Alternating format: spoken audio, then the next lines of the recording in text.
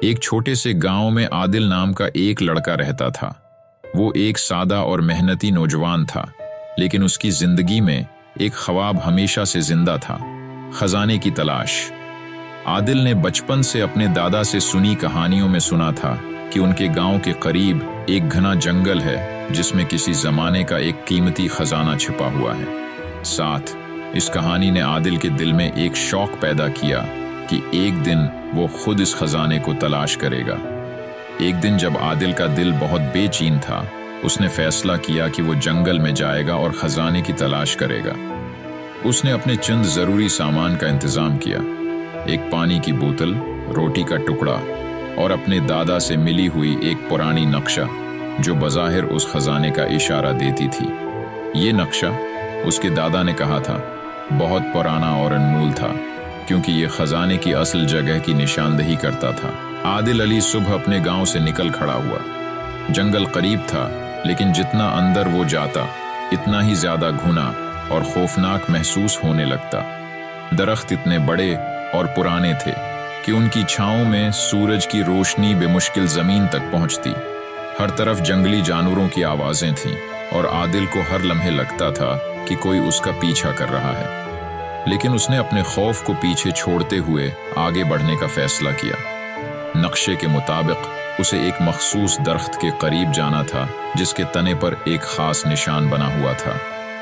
आदिल कई घंटे जंगल में भटकता रहा, दरख्तों को गौर से देखता और नक्शे की हदायत पर अमल करता रहा। आखिरकार उसे वो दरख्त मिल गया जिसका निशान वाज़ेह तौर पर नजर आ रहा था।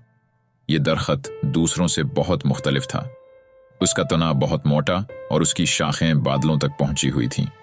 आदिल ने अपनी छुरी की मदद से दरख्त के गर्द जमीन खोदनी शुरू हुई कि कुछ ही देर में उसके हाथों में सख्त मिट्टी और जड़ें आने लगीं।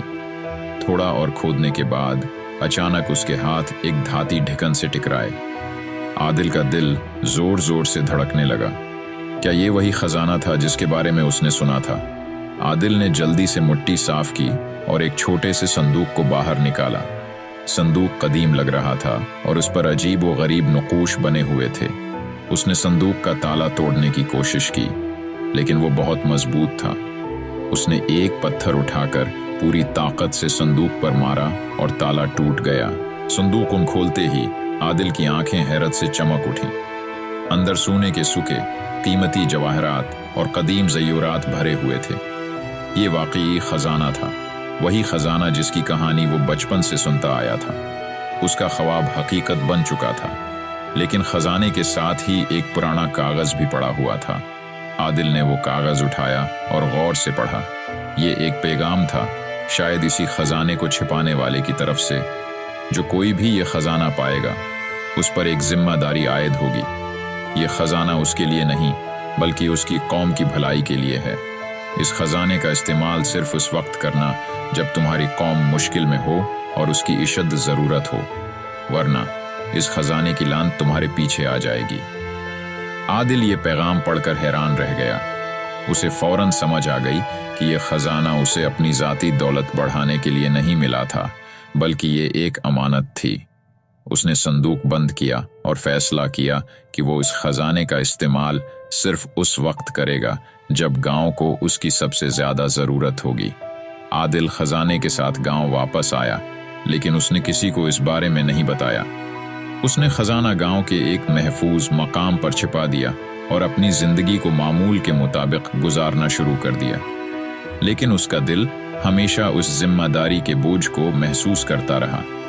वक्त गुजरता गया और आदिल ने गांव के लिए छोटी छोटी नेकियां करने का सिलसिला जारी रखा। एक दिन गांव पर कहत का साया मंडलाने लगा। फसलें सूखने लगीं और लोग भूख से मरने के करीब पहुंच गए। तब आदिल को याद आया कि यही वो वक्त है जब खजाने का इस्तेमाल करना जरूरी था। उसने गांव के बुजुर्गों को सारी हकीकत बताई और फिर खजाने को लोगों की मदद के लिए इस्तेमाल किया। उस खजाने की बदौलत गांव दोबारा खुशहाल हो गया।